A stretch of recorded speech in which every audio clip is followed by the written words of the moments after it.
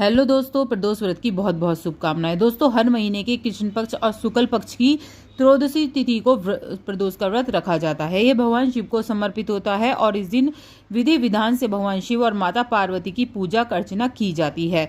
कुछ प्रदोष ऐसे होते हैं जिसमें आपको भूलकर भी चीज़ें नहीं खरीदनी चाहिए, उसके बारे में बताऊंगी। दोस्तों, जो प्रदोष का दिन होता है उस दिन भगवान शिव की पूजा करने के लिए ब्रह्म मुहूर्त में सबसे पहले आपको उठना चाहिए, साफ वस्त्र पहनने चाहिए धुले हुए।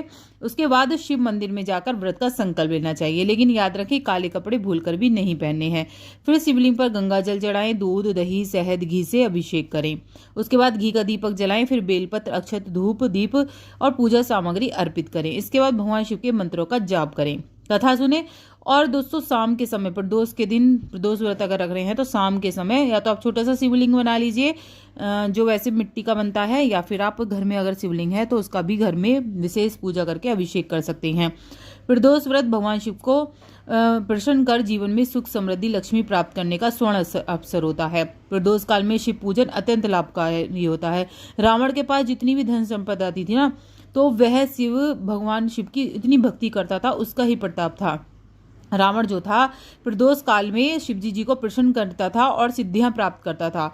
धर्मशास्त्र में दोस्तों लक्ष्मी प्राप्ति के लिए गन्ने के रस द्वारा शिवलिंग का यानी कि शिवजी जी का रुद्राभिषेक प्रदोष काल में करने से निर्दोष जो होते हैं, बहुत ज़्यादा आपकी परेशानी जो होती है वो खत्म होती है, लक्ष्मी की प्राप्ति होती है।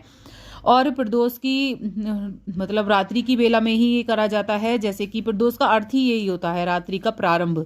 जब रात्रि शुरू होती है यानी कि 7 बजे से 6:30 से वही 8:30 तक आप कर सकते हैं। प्रदोष व्रत स्त्री और पुरुष दोनों ही कर सकते हैं और प्रत्येक त्रयोदशी को यह रखा जाता है। और धन संपत्ति प्राप्ति के लिए प्रदोष काल में शिव तांडव स्तोत्र का पाठ भी बहुत लाभकारी होता है। लंकापति रावण शिवजी जी का अनन्य भक्त था। रावण ने शिव को प्रसन्न करने के लिए सोने की लंका और धन संपदा सिद्धियां सभी चीजें प्राप्त करी थी। और शिव तांडव स्तोत्र का पाठ भी बहुत अचूक उपाय है कष्टों से मुक्ति और लक्ष्मी प्राप्ति के लिए। प्रदोष काल में पूजा करनी है, आपको किस तरह से करनी है जान लेते हैं। दोस्तों, सबसे पहले आप वो बना लीजिए एक जैसे कि रंगोली बनाते हैं ना, 6 या 7 रंग की आप रंगोली बना लीजिए। उसके बाद रंगोली के स्थान के पास ही एक चौकी तैयार कर लीजिए। चौकी पर आप वैसे शिवलिंग भी रख सकते हैं जैसे मैं बता रही हूँ। अगर आपके पास मिट्टी के शिवलिंग नहीं है तो आप बस जो है शिव परिवार रखकर पूजा करें। याद रखें कि शिवजी जी की जो पूजा करनी है माता पार्वती के साथ ही करनी है, इससे सुहाग भी आपका अटल रहता है। तो दोनों की ही एक साथ पूजा करनी है। घर के बाहर एक मुख्य द्वार पर प्रदोष काल में ही दीपक लगाना है। आपको पता है ये पूजा किस तरह से करनी है। भगवान शिव को जो जो पसंद चीज़ें होती हैं पहले अभिषेक करिए, दूध से करिए, कच्चे दूध से, फिर जल चढ़ाइए।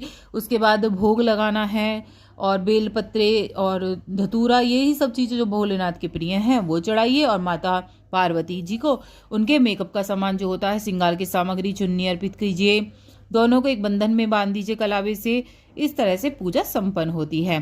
और दोस्तों, मैंने कहा जैसे कि घर के बाहर एक दीपक लगाना है, जिसके घर में वे उजाला देखते हैं वहीं पर रुक जाते हैं, तो इन चीज़ों का ध्यान रखना है। अब जैसे मैंने बताया प्रदोष में क्या चीज़ें नहीं खरीदनी होती हैं।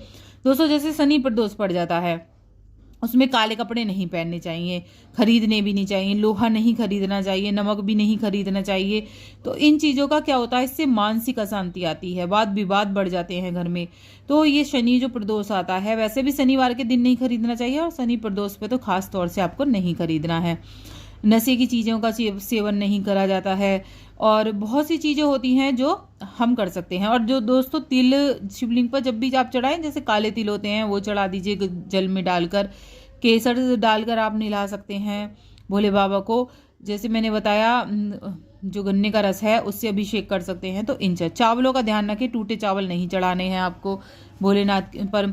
और मैंने जैसे बता रखा है, मैं वीडियो डाल रखी है मैंने कि क्या क्या चीज़ें वर्जित होती हैं भोलेनाथ की पूजा में, उसकी वीडियो मैंने अलग से डाल रखी है। आप कहेंगे कमेंट में करेंगे तो मैं उसको शेयर जरूर करूंगी। तो आपको पता होना चाहिए कि भोले बाबा की पूजा में क्या क्या चीज़ें नहीं चढ़ती हैं और क्या चीज़ें चढ़ती हैं। तो कमेंट में करेंगे तो अब मैं ज़रूर बताऊंगी। इसके अलावा दोस्तों, प्रदोष के व्रत मैंने यहाँ पर सभी लिख दिए हैं कि कब कब पढ़ेंगे, सारे ही प्रदोष मैंने लिख दिए हैं। पंचामृत से स्नान कराने चाह रहे हैं वो भी अच्छी बात है। और इस दिन अगर लाभकारी जो कपड़े होते हैं वो पहनने होते हैं सफ़ेद, हरे और पीले रंग के। अगर विशेष कृपा प्राप्त करना चाहते हैं तो ये कपड़े रंग के जरूर पहने।